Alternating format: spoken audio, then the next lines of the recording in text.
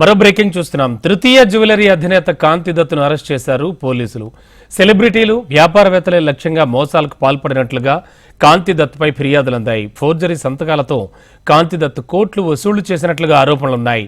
పరిణితి చోప్రా తృతీయ jewellery brand ambassador అంటూ మహిళా వ్యాపారవేత్త శ్రీజారెడ్డిని బుడ్డి కొట్టించారు కాంతి దత్. శ్రీజారెడ్డి ఫిర్యాదుతో కేసు నమోదు చేసిన పోలీసులు అరెస్ట్ చేశారు. అటు వ్యాపారంలో షేరిస్తామంటూ పరిణితి చోప్రాకు టోకరా వేశాడు. వీరితో పాటు కాంతి దత్ బాధితుల్లో పలువురు సెలబ్రిటీలు కూడా ఉన్నట్లుగా సమాచారం. సుమారు 100 కోట్లకు పైగా మోసం చేసినట్లు గుర్తించారు పోలీసులు. బాధితుల సంఖ్య మరింత పెరిగే అవకాశం ఉంది.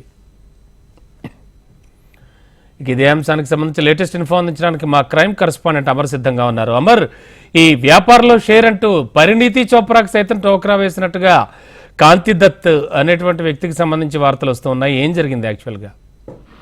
రమణబాబు, బడాబాబులు, సెలబ్రిటీలు, ఇటు వ్యాపారవేత్తల లక్ష్యంగా మోసాలు చేస్తున్నటువంటి తృతీయ జ్యువెలరీ అధినేత కాంతి దత్ మీద ప్రస్తుతం జూబ్లీ హిల్స్ పిఎస్ లో ఒక ఫిర్యాదు అందింది. ఫిర్యాదు మేరకు పోలీసులు విచారణ చేసి ఆ తర్వాత కాంతి దత్ మీద పోలీసులు కేసు నమోదు చేశారు. అయితే కోట్లాది రూపాయలు వసూలు చేయడం, ఆ తర్వాత ఫోర్జరీ సంతకాలు చేసి మోసం చేసినట్టుగా గుర్తించారు. అయితే పరిణితి చోప్రా బ్రాండ్ అంబాసిడర్ అంటూ కూడా శ్రీజారెడ్డి అనే మహిళా వ్యాపారవేత్తకు బురిడి వేసుకుంటుంది. అయితే ఈ కేసుకు సంబంధించి వ్యాపారంలో షేర్ అంటూ కూడా పరిణితి చోప్రాకు టోకరా కూడా వేసింది. అయితే శ్రీజారెడ్డి ఫిర్యాదుతో నమోదైనటువంటి ఈ కేసులో ప్రస్తుతం కాంతి దత్ ను పోలీసులు అరెస్ట్ చేశారు. అయితే కాంతి దత్ బాధితుల్లో హీరోయిన్ అయినటువంటి సినీ నటి సమంతతో పాటు కీర్తి సురేష్, డిజైనర్ సంబంధించి శిల్పారెడ్డి, మొత్తం 3 ఉన్నారు. అయితే చాలా మంది ఇటు సినీ నటులే కాకుండా బడా వ్యాపారవేత్తలే టార్గెట్ గా చేసుకుంటూ ఏదైతే మోసాలకు కూడా పాల్పడినట్టుగా తెలుస్తుంది. అయితే 100 కోట్లకు పైగా కూడా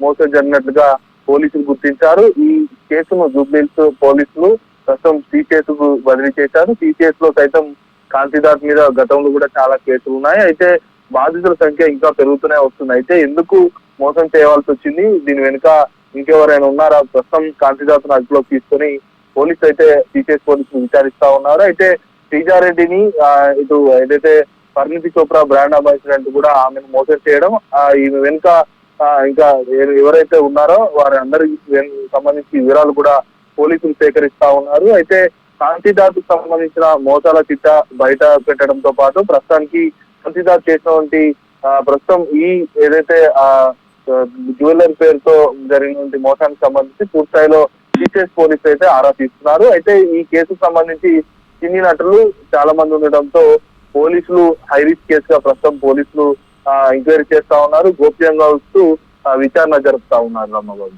ఓకే, థ్యాంక్ యూ అమర్.